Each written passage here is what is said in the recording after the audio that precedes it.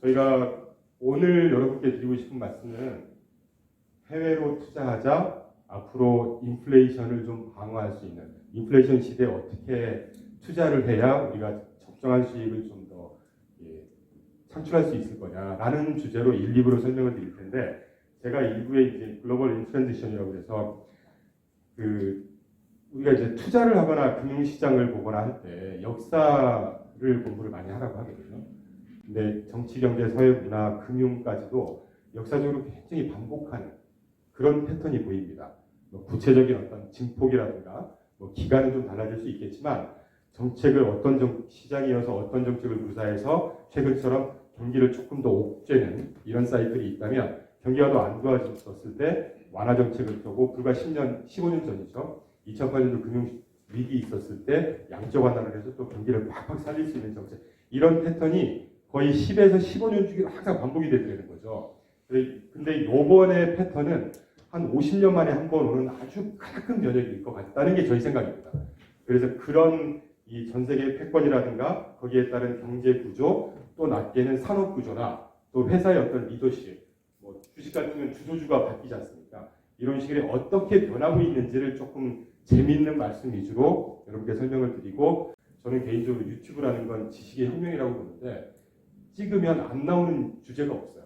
그리고 초반에는 조금 검증 안 된 얘기도 많이 하더니 요새는 아주 전문성 있는 얘기도 많이 합니다. 그러니까 내가 공부를 하고 어떤 주제에 관심이 있으면 그 정보 습득은 굉장히 쉽다는 거예요. 근데 문제는 그 수십, 수백 가지 정보를 갖고 앞으로 시장이 어떤지 전망하는 건 다른 얘기예요. 근데 아까 모두에 말씀드렸지만 요새 제가 이제 유튜브 홍보 차원에서 많이 출연을 하고 있는데, 참고로 매그넘 투자자분이나 제 이름 찍으시면 많이 나옵니다. 근데 요새 그 경기가 굉장히 안 좋다는 얘기를 많이 하잖아요. 근데 저희는 그렇게 안 좋지 않을 것 같거든요. 이를테면 경기 침체, 경제 대공황 얘기를 하길래 저는 경기 침체는 안 올 것 같다, 경기 슬로우다운, 감속 정도 있을 것 같다는 얘기를 했더니 막 댓글이 난리인데, 문제는 그런 양극단에 굉장히 좋거나 굉장히 안 좋거나, 또는 여러 가지 정보가 많은데 이걸 어떻게 해석해서 어떤 정보를 갖고 내가 전망을 해서 어떻게 투자할 거냐, 이게 중요한 거잖아요. 그때 제가 한 1분만 여러분께 알려드리고 싶어서 갖고 왔는데, 우리가 투자를 하거나 지금 여기 앉아 있거나 여기 올 때도 다 경제적인 활동이지 않습니까? 지하철표 내고 택시비 내고 다 돈 쓰고 돈 벌고 이런 건데, 경제라는 거는 실물 부문과 금융 부분으로 구분이 되어 있습니다. 근데 어떤 국가든 공산주의, 사회주의만 빼고 거기도 마찬가지일 거예요. 실물 부분이라는 거는 실제 공장으로 치자면 공장이 돌아가는 활동을 실물 부분이라고 하고요. 공장이 돌아가려면 전기료 내야죠. 임금 줘야죠. 금융경기, 돈이라는 게 풀려져야 되거든요. 그래서 그 경제라는 게 실물 부분과 금융 부분으로 이분법적으로 구성이 되어 있는데, 어떤 국가든지 이 실물 부분을 적당한 수준으로, 이를테면 완전 고용을 달성하고 국제 수지 균형을 맞추기 위해서 정책 수단을 세금이나 정부 지출을 늘렸다 줄였다 하는 식으로 경제 탄력성을 갖고 조정을 합니다. 반면에 금융시장 돈의 양을 줄이거나 늘리거나, 또는 통화량, 그리고 간접적으로 금리를 최근처럼 미국이 그랬죠. 금리를 급격하게 올리거나 하면서 이 통화 시장을 조절하는, 이 두 가지 다이카톰이라고 하거든요. 이분법적이라고 하는데, 이 두 가지의 축을 딱 놓고 이거 관련된 정책이 어떻게 움직이는지, 시중의 유동성량이 줄어드는지 늘어나는지, 이런 것만 대충 보시면 주식시장이든 앞으로 경기가 어떻게 움직일 거라는 거는 조금 더 감이 쉽게 오지 않으실까 하는 차원에서 이 차트를 좀 준비했고요. 참고로 인플레이션이라는 건 모든 소비자 물가가 막 늘어나는 게 인플레이션이잖아요. 근데 경제에 가장 안 좋은 게 인플레이션입니다. 2차 세계대전 이후 끝나고 독일이 하이퍼 인플레이션, 최근에 짐바브웨인가요? 짐바브웨라는 나라가 하여튼 무지막지한 인플레이션을 겪고 있다고 합니다. 가장 안 좋은 거죠. 그런데 이 인플레이션이 굉장히 심해지니까 이걸 적당히 눌러야 돼요. 누르기 위해서 여러 가지 이유 때문에 물가가 전반적으로 하락하는 걸 디플레이션이라고 하는데, 문제는 올라갔다가 빠지거나 너무 빠진 걸 조금씩 올리거나 하는 게 리플레이션, 디스인플레이션이에요. 근데 리플레이션이라는 거는 다운돼 있던 물가를 적당한 수준으로 올리지 않는 게 리플레이션입니다. 그리고 반면에 디스인플레이션이라는 게, 저희는 지금 현상이 이 디스인플레이션 현상이라고 보거든요. 심한 물가를 아예 떨어뜨리자는 게 아니라, 디스인플레이션은 이 수준에서 적당히 유지를 하자는 게 이 디스인플레이션이에요.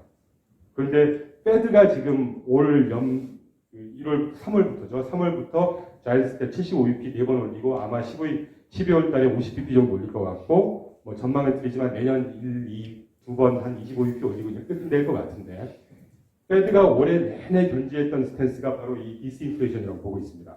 그런데 왜 이 디스인플레이션이 중요하냐면 디스인플레이션을 유지할 수 있는 거는 펀더멘털이 그만큼 어느 정도 버텨줄 거라는 전제가 깔려야 되는 거예요. 저희는 내년도 시장이 이런 시장이 될 거라고 보고 있습니다. 아까 다시 말씀드리지만 경기가 막 경제 대공황, 막 경제 침체 이렇게 얘기를 하는데 이따가 자세히 소개드리겠지만 그럴 근거는 그렇게 세 보이지 않습니다. 뭐 고용만 봐도 그렇고 미국 시장 기준으로 한다면 리테일 세일즈라고 해서 전미의 소매 활동 얼마나 지갑을 열고 소비를 하느냐를 봐도 그렇게 막 경기 침체가 오거나 패닉이 오거나 막 줄도산이 나거나 이런 징후는 전혀 보이지 않는다라는 차원에서 디스인플레이션을 먼저 말씀드렸고요. 그리고 저희 그 세미나의 첫 번째 제목인 고 글로벌 해외 투자를 하고 해외 시장을 반드시 바라보자라고 하는 이유는 아주 직관적으로 그 매년 크레딧 스위스라고 하는 회사에서 글로벌 웰스 데이터북이라는 걸 발간을 해요. 이게 무슨 뭐냐면요. 전 세계 그러니까 부동산 가격 뭐 전체가 얼마 될 거냐. 1980년대 중반에 일본이 전 세계 수출 시장을 조금 휩쓸면서 하와이 땅을 뭐 다 살 거다라든가 뭐 이런 얘기가 많았잖아요. 전 세계 글로벌 부라는 게 모든 재산, 그러니까 뭐 주식 합치고 부동산 합치고 그 통장에 갖고 있는 돈 다 합쳐서 얼마만큼의 부가 있느냐를 집계를 합니다. 작년 말 기준으로 418.3조 달러니까 이게 한 50경 되겠네요. 그러니까 전 세계 부가 이 정도 있고 이건 그냥 상식으로 참고하시라고 말씀드린 겁니다. 그리고 전 세계 주식 시장이 지난 연말 기준으로 106조 달러 정도 되니까 이게 한 15경? 그 중에 우리나라 주식시장이 2.3% 정도 됩니다. 물론 이 수치는 항상 변하기 때문에 최근에 코스피 좀 빠졌잖아요. 그럼 한 2% 정도 될 거예요. 글로벌 채권 시장 규모가 주식보다는 조금 많습니다. 123조니까 뭐 한 17, 8경? 그 중에 우리나라 채권 시장이 차지하는 비중이 2%가 안 돼요. 그러면 직관적으로 전체 투자 기회나 투자 선택지가 100이라고 할 때 우리나라에서만 국내 투자할 때 선택할 수 있는 비중은 2% 정도밖에 안 된다는 얘기는 나머지 98%의 투자 기회는 다 해외에 있다는 얘기입니다. 그래서 반드시 해외 투자를 하셔야 되고 물론 그러면 힘들죠. 뭐 삼성전자는 여기저기서 얘기하는 거 대충 들으면 판단이 되는데 애플만 해도 뛰어난 회사인 줄 알지만 그 회사가 어떤지 최근에 막 시끄러운 테슬라가 실제 투자할 만한 가치가 있는 회사인지 일론 머스크가 막 트위터 한다고 이상한 짓 하고 있는 걸 이걸 어떻게 해석해야 될지 물론 힘들죠. 그래서 이런 세미나, 유튜브 이런 것들을 많이 활용하셔서 누구한테 맡기건 자문을 받건 펀드를 가입하시건 그래도 알고 투자하는 것과 그냥 모르고 막 하는 거하고는 좀 틀리니까 그럼 어느 정도의 좀 지식 함양, 공부는 좀 하셔야 될 것 같다. 그리고 아울러서 제가 하나 강조드리고 싶은 것은 미국이 지금 글로벌 패권으로서의 유일한 패권으로서의 지위를 누리고 있고 이 패권을 거스르려고 하는 움직임이 중국에서부터 나옵니다. 이건 좀 이따 본격적으로 말씀드릴 텐데. 근데 여러분 패권이라고 하는 거는 정치학에서는 어떻게 얘기하냐면요. 한 집단이 다른 집단의 경제, 사회, 문화, 뭐 정치 모든 부분에 있어서 압도적인 영향력을 행사할 수 있는 게 패권이라고 해요. 그러니까 뭐 정치 집단이 서로 막 앙앙거리다가 이 선에서 마무리하자 이런 게 없는 거예요. 패권이라는 건. 패권은 하나가 딱 죽어야 끝나는 게 패권입니다. 이미 여러분께서는 40년 전에 일본이 시장에 석권하다가 1985년도에 플라자 합의에서부터 한 5년 있다가 91년도에 잃어버린 20년을 구가하면서 지금까지도 힘을 못 쓰고 있는 일본을 이미 목도하셨고 그 두 번째 대상이 미국이 찍은 대상은 중국이라고 보고 있습니다. 거기에 큰 패권 변화가 있을 거라고 저희는 보고 있는데 이 말씀을 드린 이유는 우리가 경제학적으로 어떤 한 나라의 글로벌 국내 총생산 GDP라고 하죠. GDP를 구성하는 항목이 소비 더하기 투자 더하기 정부 지출 더하기 수출 빼기 수입이거든요. 그런데 미국 같은 나라는 국내 소비가 차지하는 비중이 이게 이제 코시스라는 이 나라 지표에서 찾은 건데 조금 보수적으로 발표를 합니다. 근데 실제로 이런저런 효과까지 합치면 미국에서 국내 소비가 차지하는 비중이 GDP 내 80%에 육박해요. 우리나라는 45%입니다. 이러니까 미국에서도 다시 금리 올리거나 뭐 저기 중동에서 뭐 무슨 일 텅 터지면 우리나라 주가가 제일 먼저 빠지는 거예요. 그만큼 해외 의존도가 높다는 겁니다. 그래서 역시 해외 투자를 해야 되는 이유는 여기서 또 한 번 발견할 수가 있죠. 미국이 자신 있게 막 금리 올리고 해도 그 나라는 별 영향이 없어요. 2008년도에 금융위기가 어디서 시작했습니까? 미국 부동산에서 시작했잖아요. 미국 그 이후에 S&P는 몇 배가 올랐어요. 전혀 상관없을 것 같은 3년인가 4년 있다가 유럽 재정위기가 뻥 터져. 한국이 뻥 터져. 뭐 이런 식이거든요. 그게 다 경제 구조가 얼마나 탄탄하고 내수 소비가 확실하냐에 따라 그 나라의 경제 체질이 다른 겁니다. 그래서 한국의 내수 소비 45%라는 것하고 취약화되는 거죠. 뭐 나쁘다는 얘기는 아니지만 그래서 투자할 때의 관점은 해외 투자를 해야 다양한 그 안정성이라든가 다양한 투자 옵션을 선택할 수가 있다는 말씀을 간단히 드리고 그 다음 페이지 넘어가면 자 그럼 이제 한번 생각을 해보자는 거죠. 역사나 정치나 경제는 항상 반복을 해온다고 그랬지 않습니까? 우리가 보통 영어로 이제 시큘러라고 하면 장기 전망입니다. 장기 흐름, 한 10년 터울의 장기 흐름을 보고요. 시클리컬이라고 하면 3년에서 5년 단기, 중장기 전망을 봅니다. 그런데 시큘러 구조적으로 장기적인 어떤 전 세계의 현상이 어떻게 변하는지를 보면 과거에 이따가도 나오겠지만 고성장의 시대였어요. 우리나라도 그 고성장의 시대에 빛을 본 나라 중에 하나죠. 타이완도 그랬고 그때는 고성장을 모든 구가를 해야 되고 모든 정책이나 이 시장 참여자들이 고성장을 위주로 판단을 하기 때문에 과소비, 저축률 낮아, 레버리지, 빚을 막 내서 그냥 지르는 그러니까 저금리를 유지해줬을 테고 금리 하락했을 거고 물가도 낮았고 지금까지 목도하셨지 않습니까? 그런데 이게 정확히 2008년도 금융위기를 기점으로 저희는 보고 있는데 그 이후에 이 레짐 패권이 바뀝니다. 그래서 저성장이라고 해서 여러분 몇 년 전까지는 뉴노멀이라는 얘기 많이 들어보셨잖아요. 뉴노멀을 다시 간단히 정리하면 고물가, 고금리, 뭐 노령화는 다른 사회적인 현상이니까 고금리, 고물가로 디파인할 수가 있어요. 근데 이게 작년, 재작년부터 본격화됐죠. 그래서 미국은 가장 먼저 자신감 있게 대응을 하는 나라이기 때문에 금리를 아주 급작스럽게 가장 초단기에 굉장히 높은 금리를 올렸고 덕분에 미국은 조금 힘든 근데 한국이나 다른 나라들이 많이 힘든 이런 현상 가운데 우리가 위치해 있습니다. 덕분에 금융자산 가격 많이 빠졌고 YTD 연초 이후에 코스피 한 22% 빠졌고 S&P 500 한 17, 8% 빠졌어요. 그걸 목도로 하고 있는데 이런 변화 또 하나는 고성장을 하다 보니까 글로벌화가 지속됐죠. 글로벌리제이션. 여러분들이 각 한 군데로 다 나라 국가라고 하시면 야 우리 다 터놓고 무관세하고 그냥 알아서 자유무역하자 이런 식이었단 말이죠. 그런데 아시겠지만 시장 경제는 항상 부작용이 두 가지가 있습니다. 경제가 상승할수록 실업률이 창궐하고요. 빈익빈 부익부 부의 이 편중이 굉장히 심해져요. 여러분 2012년도 14년도에 EU가 그 왜 돼지들이라고 해서 픽스라고 해묵은 얘기지만 포르투갈, 이탈리아, 그리스, 그다음에 스페인으로 기억하는데 되게 힘들었잖아요. EU가 선진국 바운더리입니다. 경제 블록이에요. 근데 그 안에서도 정말 비법 나라들, 독일, 프랑스 이런 데는 돈은 더 벌었고 힘든 나라들, 픽스 국가들은 더 가난해지고 더 힘들었다는 얘기죠. 이런 것처럼 시장 경제가 활성화되고 경제가 성장할수록 빈부격차 심해집니다. 그러면 부작용이 생기죠. 그런데 그런 것들이 앞으로는 불평등이 심화가 되기 때문에 뭐 부신고주 이런 거는 그냥 사회적인 현상이니까 민족주의, 자국우선주의 대표적으로 트럼프가 2017, 8년도에 Make America Great Again 해서 그냥 미국만 잘 살면 돼. 이런 현상이 더 심해질 거라는 거예요. 그리고 우리나라 정치권에서도 그렇지만 파퓰리즘, 극단적인 파퓰리즘이 계속할 겁니다. 저와 남미가 그러고 있고 중동이나 이런 데가 그러고 있고 이렇게 변한다는 거고 고물가 고금리는 이미 뭐 목도하셨으니까 이따가 또 자세히 설명드리기로 하고요. 짧게 보면 그러면 이제 이 2008년도에 양적 완화라고 해서 1, 2, 3차에서 뭐 정확한 수치는 우리가 발표를 하지 않으니까 양적 완화만 해서 한 8천조 원을 끌었다고 그러거든요. 근데 그게 인플레이션이 꿈틀꿈틀 그때까지 문제가 안 됐어요. 근데 2020년에 팬데믹이 있다고 하면서 무지막지한 양적 완화를 합니다.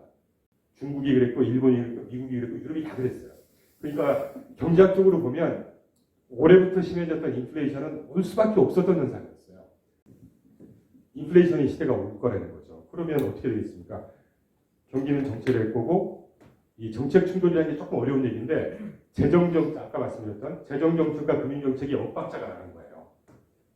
아니 경기를 지지하고 살리려고 해서 어떤 세금을 낮춰준다거나 현금을 늘려줘야 되는데 금융정책 입장에서는 인플레이션이 심해지니까 또 옥줘야 되고 지금 딱 올해 목도하셨던 그런 정책적인 충돌이 심해진다는 거죠.